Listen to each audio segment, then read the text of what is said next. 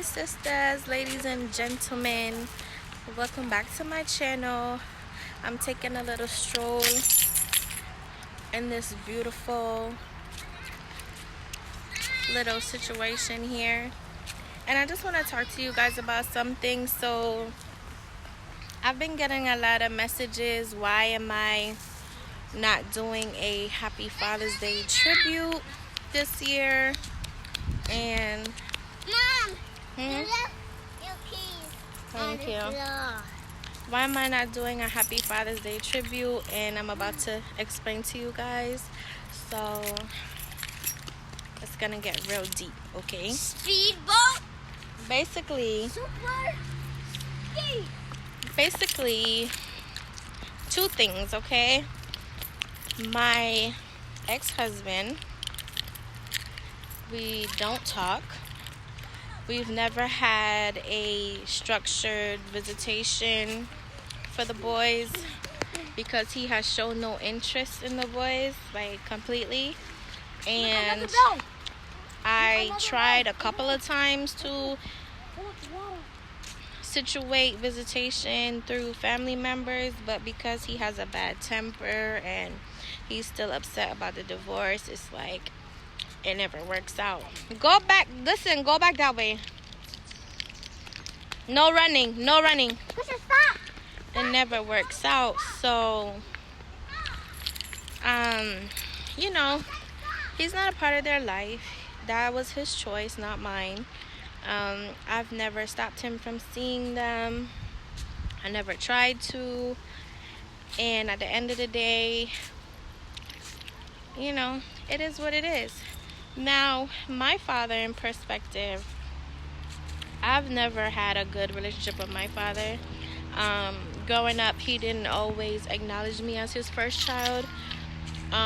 He's remarried a couple of times, so I guess I just became the child that got lost in the wind, I guess. I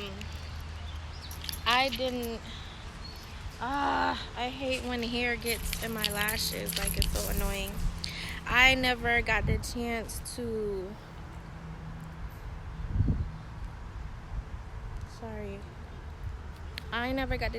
really have a good relationship with my father until I was going through my divorce with my husband. All the abuse and all of that started. That's when I started to reach out to my dad.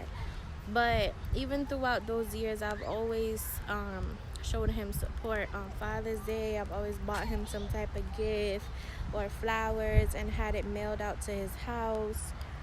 I've always showed him that respect as my dad, and knowing that he is my father, because there's a lot of people out there that don't know who their father is, but at least I know who he is. I know where he lives, so I don't take that for granted. He didn't always show interest in me in certain ways, but I never held it against him. We used to talk, and he would tell me that it's hard for him because when he looks at me, I remind him of my mom.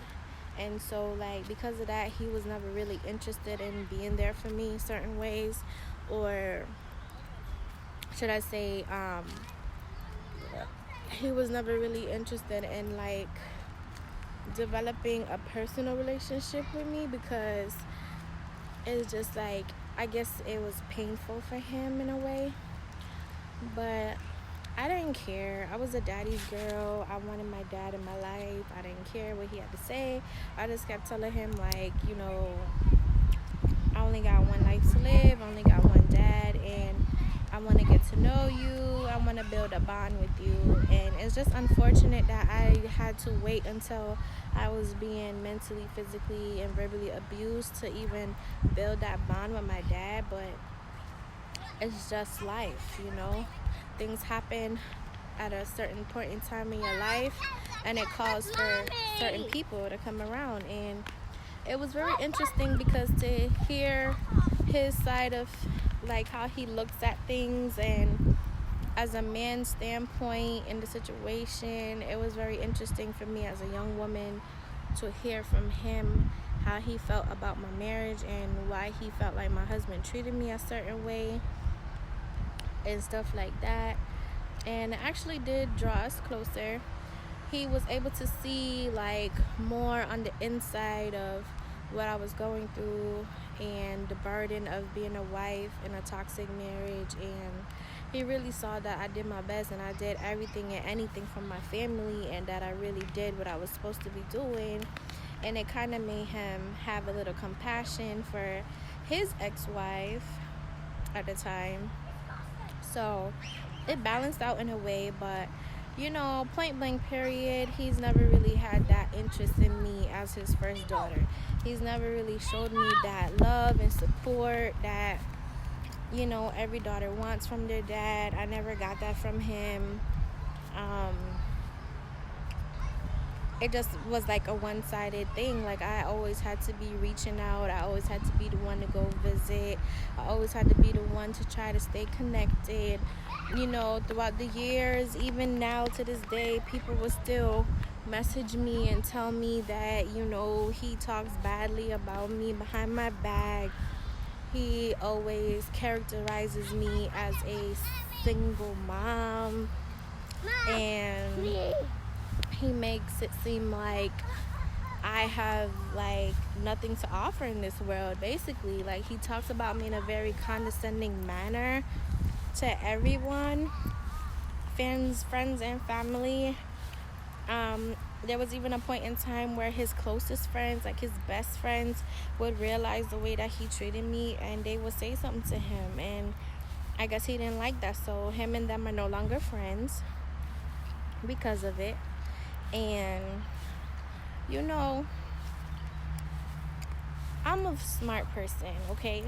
I'm very smart, but it's just that you gotta pick and choose your battles, okay? And I chose to pick this battle where even if my father meant me no good, or even if he was smiling in my face and behind my back he was my biggest enemy, I was willing to swallow that pill, because I have 2 boys. And even though their father failed them in a way, I just won. I expected mine to step up to the plate and be that role model that they need in their life. I expected him to want to be that role model, to show them how to be family oriented, to show them how to be men, respectable young men, to show them, guide them as a grandfather. But upon recently, some very disappointing events took place that has led me to this video to explain the fact that, I'm letting that whole relationship go in my life. I've decided that it's just done and over with. It's not worth it anymore. I've been finding out a lot of things that he had a lot to do with my marriage and why my marriage was so toxic. He was behind the scenes of a lot of things, and I found that out from the source's mouth. I have proof to prove it, which is very disturbing.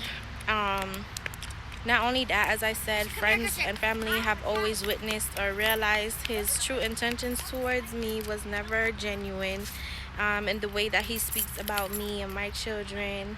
And they always would call me or message me and say, hey, I ran into your dad, and he said this, he said that. I would just blow it off throughout the years, and now it's just everything is starting to make sense to me. Most recently, me and him had a big falling out because I just couldn't take it anymore. Like, so he's always talking to me in a very derogatory manner, like a very condescending manner. Like, he's always done that my whole entire life, okay? That's nothing new. But I just I think I got to the point where I said, not because you're my father, I'm going to tolerate this anymore. Like, I finally got out of my abusive marriage, and I don't need you, of all people, to talk to me in such a way, to treat me in such a way, just because you feel like you can because you're my father. It's like, so I started to slowly but respectfully put my foot down, and I guess he didn't like that. And his true colors started to show. So basically, like, most recently, he just randomly asked me to have the boys spend the night. I think it was a Friday night. I had to go to work. I was on my way to work.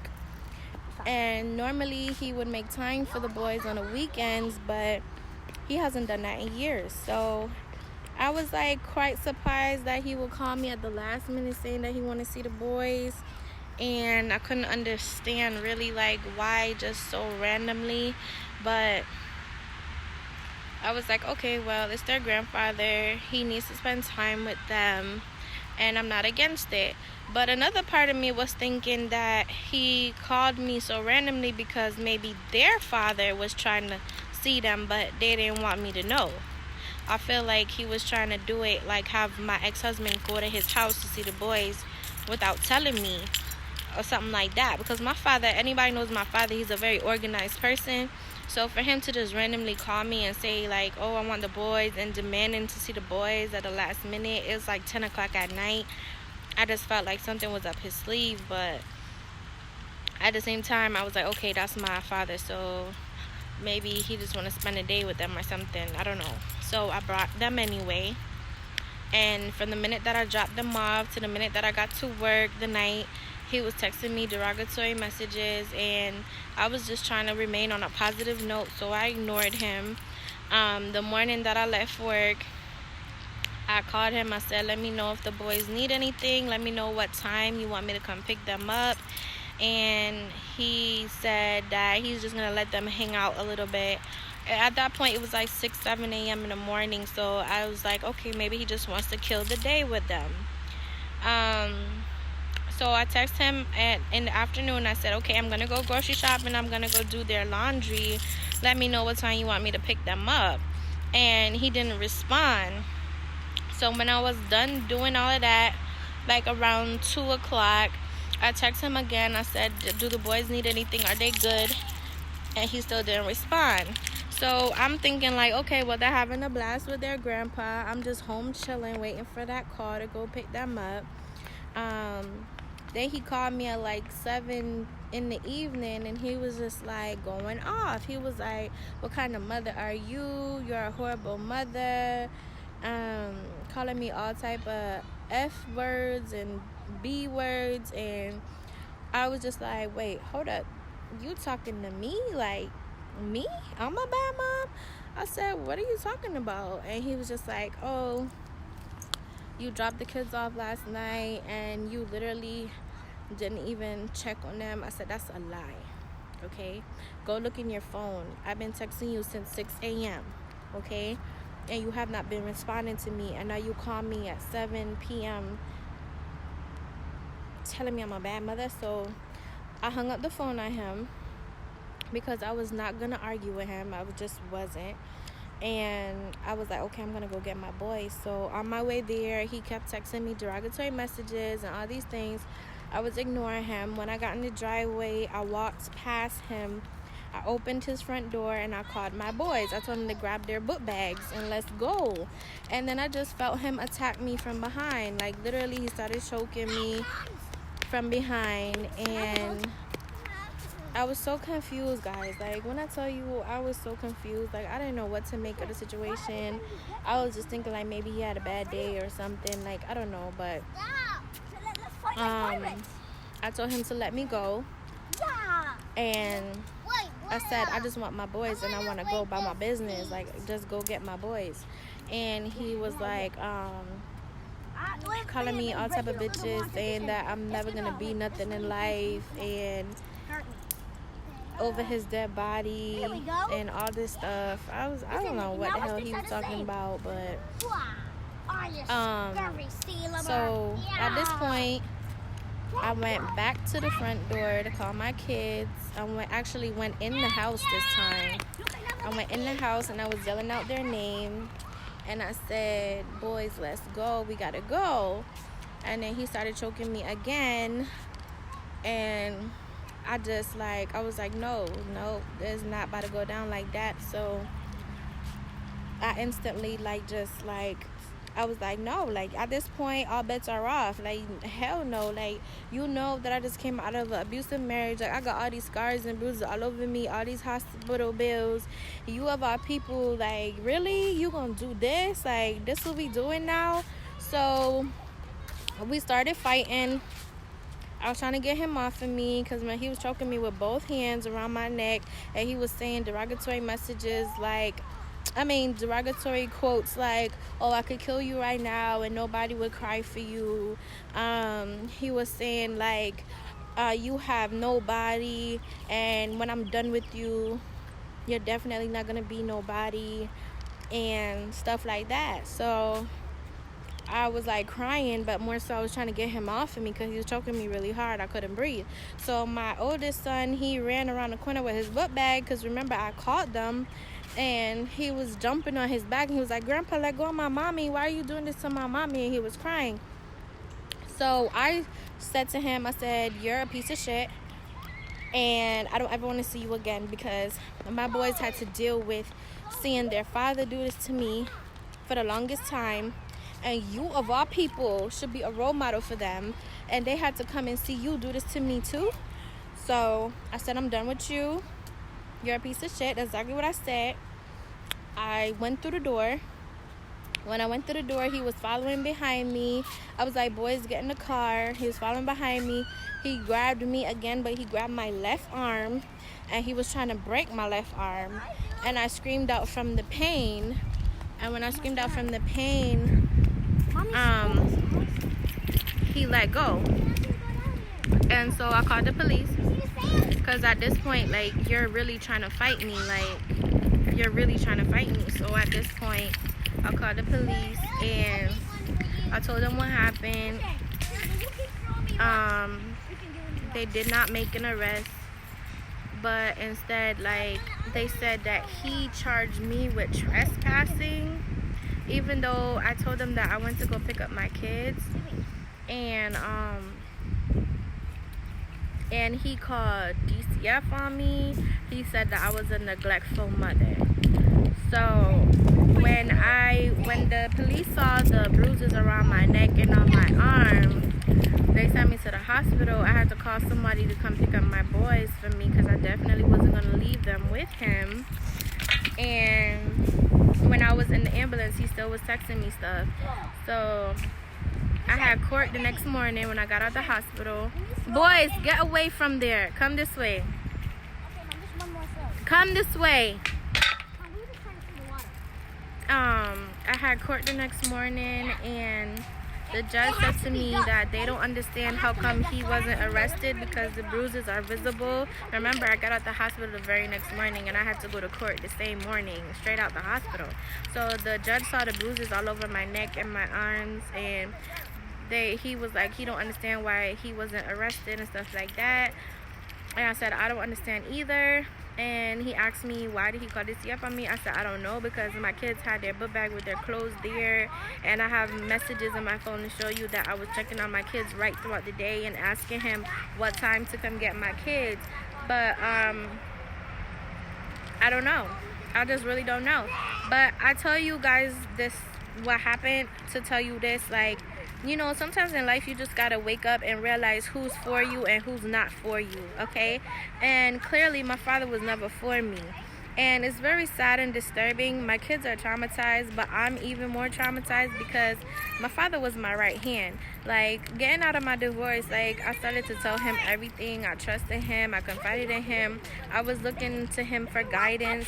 And I've always been the type of girl to know what I want out of life. And I've always been ambitious enough to hold my head high and go after it. I've never been the type to sit down and wait on nobody hand and foot to help me or do anything. So, like, I just, like, couldn't understand, like, where he got all these condescending things to say to me. Like, he'll make sure that I don't make it and that I'm nobody and all this stuff. Like, I don't understand. But, you know, to each his own. I'm just glad that he showed me his true colors before it was too late. And you know, for every season in your life, not everybody is supposed to come with you. Maybe God made that happen to me for a reason. Maybe I was supposed to see that he was never for me, he was always against me. And clearly by what he was saying, you know, he is the reason why a lot of things happened to me. He is the reason why I had to struggle a little bit for a good while, because I remember telling my father a lot of projects that I had that I was working on. I remember telling him a lot of investments and stuff I had going on, and he never supported none of it. He was always very negative about everything positive I had going on in my life or planning to have going on in my life. He never supported it. Even the week before we got into the fight, I said to him, Dad, you know, I always said to myself, by the time I'm 30, I'm going to accomplish certain things for the sake of my boys. You know, I want to be stable financially and in every way. And I'm lining things up to do that. And he got very upset, and he was like, oh, girls your age don't think about stuff like that. Girls your age don't do those type of things. And that's another thing. I always realized he always tried to relate my life to his. He used to always relate my marriage to his. He used to always try to say, oh, at his age or at my age in his days was different, or he couldn't do this at my age and he couldn't do that at my age. He was always trying to put me down and relate things to back in his days. And I keep trying to tell him, Dad, our times and your time is totally different. There's no comparison. If anything, you should be proud of me, because at such a young age, I could have accomplished a lot more if I did not realize that you were really holding me back this whole time with your negative thoughts and no support in all these things. But at the same time, it's in today's society, to get through with anything prosperous, you need all kind of resources. You need references, you need a good credit, you need a whole bunch. And I've accomplished a lot by myself. If anything, you should be happy and proud. He was never that. He was never that. He was always negative, always saying the worst. So now when people are messaging me and telling me that he was always putting me down and talking about me and my children in a derogatory, condescending way, now I believe it, because now I saw it for myself. Throughout all these years, I used to always question it. I used to always wonder why would people say that? Why would people accuse my father of talking about me like that? I could never understand it, because he never showed it to me to my face. And like I said, I cracked my arm bone. It really hurts. let's go, boys. Let's go. Okay. Like I said, maybe God just needed me to see this, because what he has in store for me, he needs to remove all my enemies, okay? And clearly my father was my enemy. He never meant me no well. All his ex-wives used to tell me the same thing, and I didn't believe them. My mom used to tell me, and I didn't believe her. And it's now I got to see it for myself. It's very sad. It's very disappointing. My children are traumatized. They really are. And it's sad because I can't provide a male role model for them at this point in time, because I'm trying to get back things rolling for myself, and I'm just not willing to sacrifice nothing more for no man to be in my life, especially to provide a role model for my children. I'm just not. I hope and pray that God will send someone, the right person, that will help me raise them to be respectable young men, to help me guide them. I mean, unfortunately, their grandfather was supposed to be the one to do that, but you know, after everything happened, he sent me a text that he said he's done with those bastard kids or something like that. So, we're done. We're completely done. My eyes are opened. So people don't have to message me no more and tell me that he didn't mean me no good. I see it now, okay? I've always seen it, but I was in denial, guys. Because, like I said, my father, I've always wanted that father-daughter bond with him. And I was trying very hard. And it just makes me think to myself, is that why I put up with my abusive husband for so long? Because if you think about it, my husband treated me the same way my father treated me. And I thought I was in love. I thought I was in love, guys. And now everything makes sense to me. It's sad, you know, there's a lot of mothers out there that have daughters that go through worse. They have a lot of tragic stories. They have a lot of daughters that confess to them that their father harassed them in some type of way, or their father this, their father that, and they don't get to find that out until their daughter is like grown and too old and it's too late. But guess what? Glory be to God, okay? I am covered under the blood. In Jesus' name, I am covered under the blood. And listen, You can go. God is an on-time God, okay? Because my father ain't stopping nothing over here. Like, yeah, you put some bruises on my body. Yeah, I had to call out of work for a couple days, maybe a week. But guess what? I bounce back every time. My father, all I gotta say to you is, God bless you. The truth will reveal itself. Anybody that watched this video and know him, you know that I don't lie. And you know the proof is in the pudding. I'm not coming on here to put him down. I'm just coming out here to speak my truth, because a lot of people are asking me why I didn't do a Father's Day tribute this year, because I always do, and that is the reason why, okay? I've decided within myself that I'm no longer giving nobody praise or glory, especially when they're not playing their part. My father was never playing his part, and I always gave him praise and all the glory, because I just wanted to be daddy's little girl. And let me tell you, to this day, I always said to myself, I don't want a daughter. I don't want a daughter, because when I think about it, it's real crazy. Like, if he really had a part in why my husband was abusing me, in which I speculate, and in which my husband told me for his soul, like, that shit, sorry, excuse my language, that, like, it's so sad. And I don't want a daughter to bring into this world to experience nothing but toxic men. And I know I can't protect her, because I had nobody to protect me. And that is the reason why I don't want a daughter.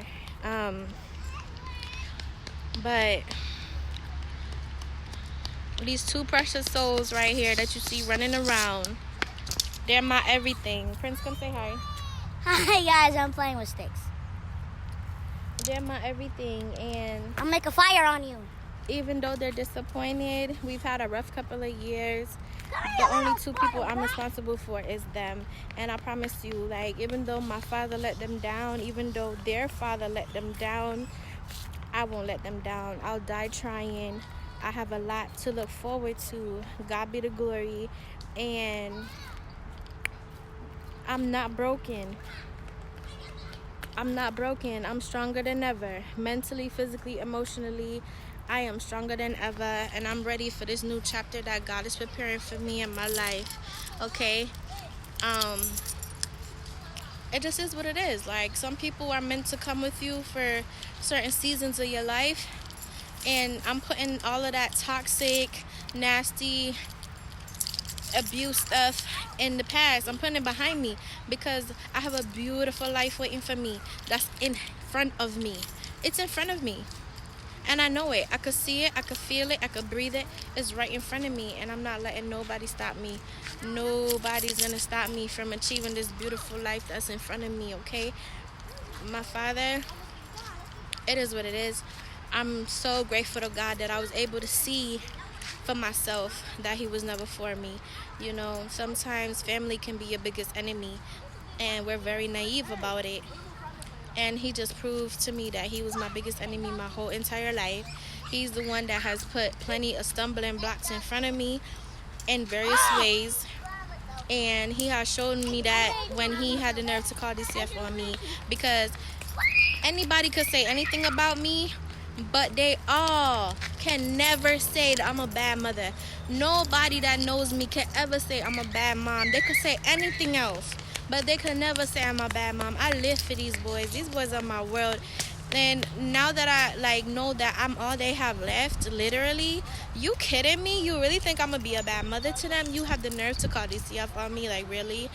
Even DCF was like, clearly he's mad. Clearly he's not for you. That's exactly what the caseworker said to me. She came to my home. She was like, your home is so beautiful for a young girl, a young mother, young single mother at that. She said, your boys are well taken care of. She don't understand. And I don't understand. But to each his own. I'm still here. He ain't stopping nothing. To my ex-husband, you know, I kind of have some compassion for you still. I understand that the divorce was hard on you. I understand a lot of things that took place in our marriage. But at the same time, you need to be a father. And you haven't been doing that for the past 3 years. So these kids, like, they've gotten used to you not being around. And I'm not going to sit here and salute you for Father's Day when you're not doing right by them at all. Like, I didn't get pregnant on my own. You actually begged me for these children. We planned them. We planned every pregnancy. And I'm doing it by myself. It's not fair, but that's the card you dealt me. And everybody that know me, I'm very independent, okay? Very independent. I wait on nobody. I got my back. So when my father was talking about, oh, you don't got nobody, guess what? I got me. And God got me. And that's all I need. I'm good. And I'm still out here happy, shining, looking at the river, glowing, looking forward to prosperity and success, okay? So I just wanted to come and explain to you guys why I didn't celebrate Father's Day this year. That's the truth. I will be tagging a message from my father, the last message that I have from my father. I'll be tagging that message in this video. And that's my truth. And listen, sisters, like, they keep trying to break me, but they're not gonna break me. I'm telling you, like, this is my season, this is my year. Like, ain't nobody gonna break me. I'm so serious. Like, my boys need me. I need them. They're all that I have left to look forward to. And if it's the last thing I do, I'm going to give them the best. I'm going to give them what I never had. And I'm going to die trying. I mean that from the bottom of my heart. Like, I know I have what it takes. And I know exactly what to do to get to where I need to go. I've never been the type of girl to sit down and wait on nobody. My husband could tell you. My friends, my family could tell you. Like, I just keep it moving. I be on my boss all the time. Like, that's me. It's always going to be me. And can't nobody take that from me. You could hate me. You could say whatever. You could try to bring me down. But you could never take my ambition from me. Never. That's something you can't take from me. So I'm going to keep it moving. Always. God bless everybody. Okay? I'm not bitter. I'm actually happy. I'm actually free, y'all. I'm free. I'm putting all this negativity, all this toxicity, everything behind me. When I tell you, like, I'm just excited about my future. Christian, say hi. Say hi, boy. Hi. Say, I love you. I love you. Say, we're happy. We're happy. Are you happy? Are you happy? No, are you? Mama's asking you. Yeah. Are you happy? Yes. You very happy? Yeah. You like being with Mama? Yes. You love me? Yes. Look at me and tell me you love me. Tell me you love me. Yes. Do you love me? Yes. Say, I love you, Mama. I love you, Mama. Can I have a kissy? Thank you, boo. All right, take care, guys. God bless. Thanks for watching.